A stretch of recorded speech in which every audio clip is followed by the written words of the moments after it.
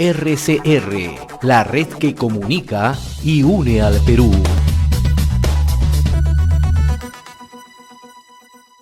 Nosotros vamos a hablar sobre este tema importante con el doctor Juan Villena Vizcarra, médico infectólogo, paz decano del Colegio Médico del Perú, a quien vamos a agradecer este contacto aquí con Enlace Regional. Doctor Juan Villena, muy buenas tardes.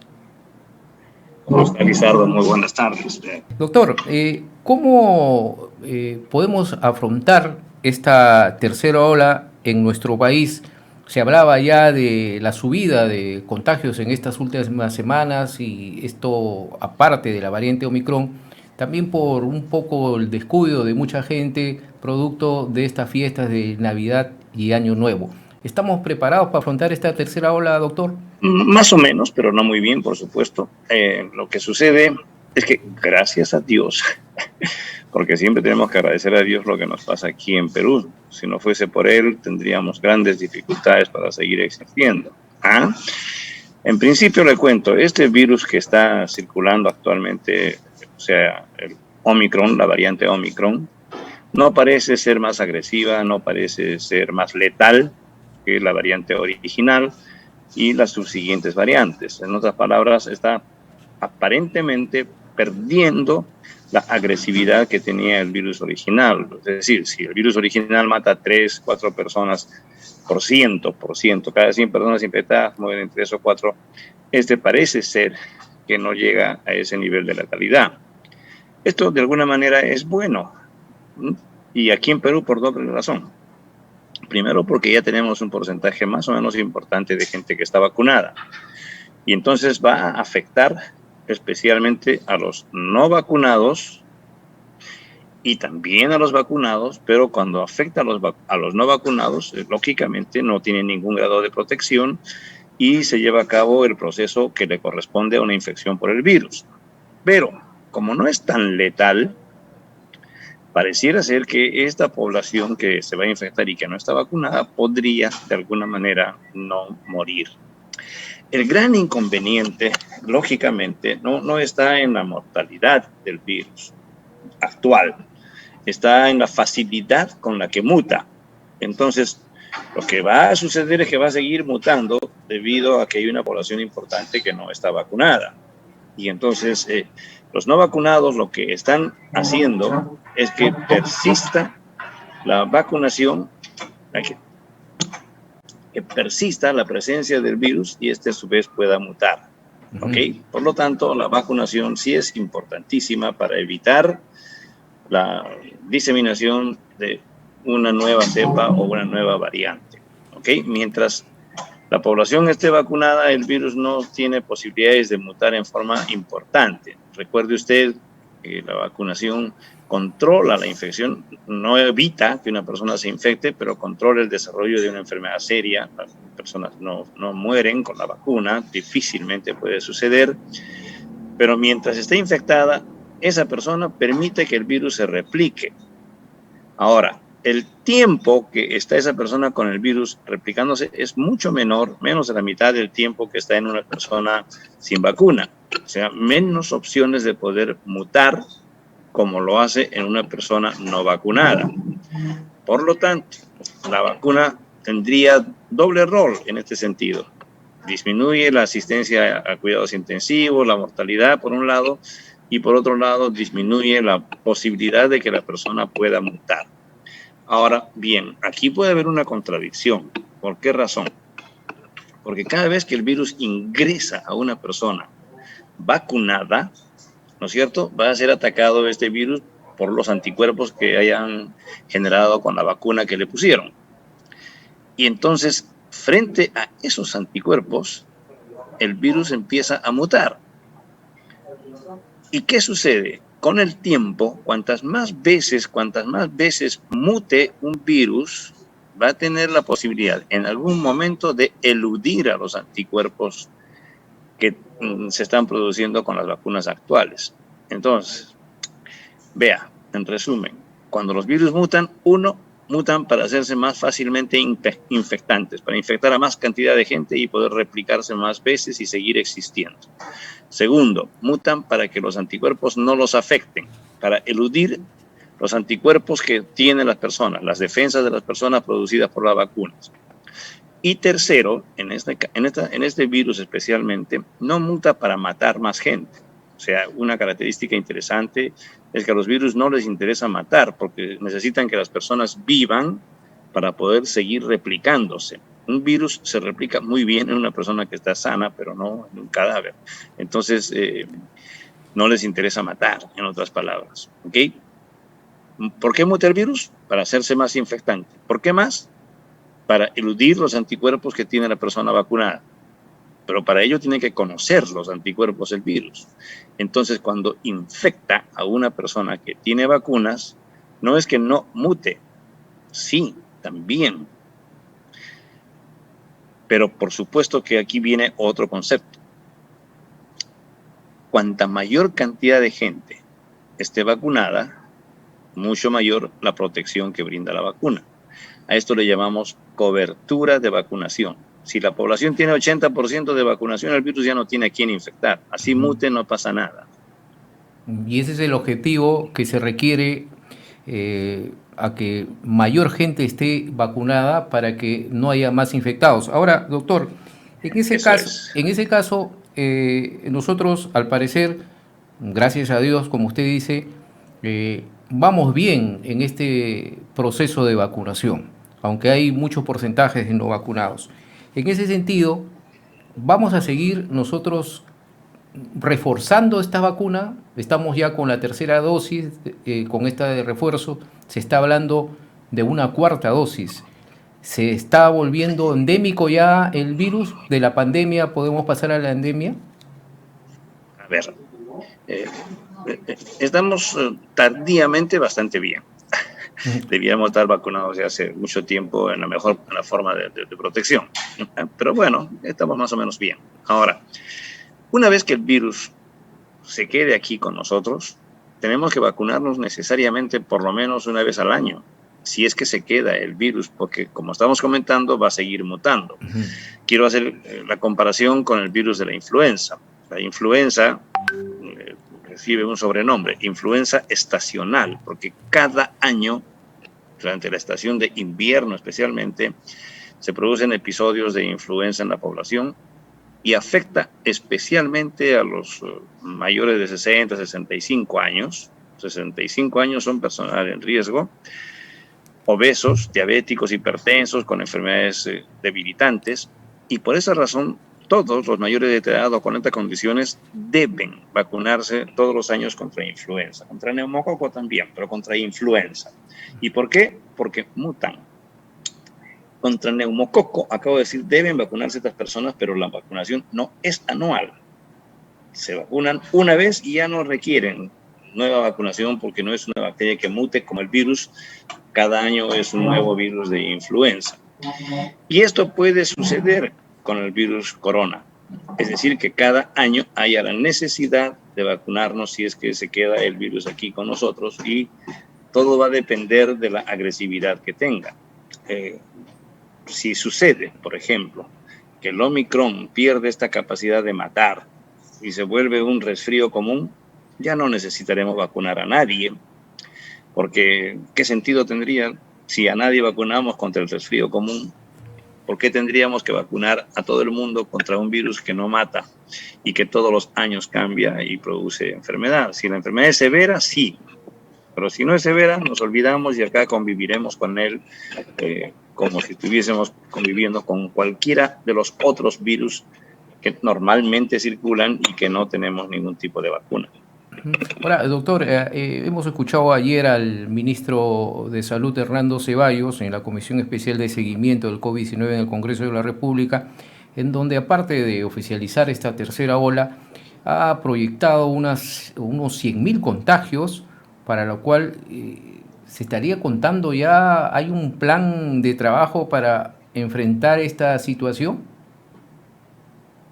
Bueno, yo creo que si ya saben más o menos que van a haber 100.000 personas, tienen que haber planificado qué hacer contra una población de esa naturaleza. Y yo creo que si es que el virus se comporta como hasta ahora, no debe pasar nada. O sea, ya es buenito. Si se ha vuelto un virus buenito, no tenemos necesidad de angustiarnos. Pero si sigue matando, 100.000 personas infectadas, 3% significa no menos de 3.000, ¿no es cierto? Fallecimientos. Y 3.000 personas fallecidas en nuestro medio sí se soporta en los centros asistenciales. El problema es 100.000 personas en cuánto tiempo. Eso es lo fundamental a saber. ¿Y cuántas van a necesitar entonces hospitalización? 15% más o menos son los que requieren un tipo de atención especial. 15.000, de 100.000 serían 15.000 personas que tendrían que estar en nuestros hospitales y simultáneamente hospitalizados, si es que esto es factible o no. Yo creo que nuestro sistema no soporta mucha carga.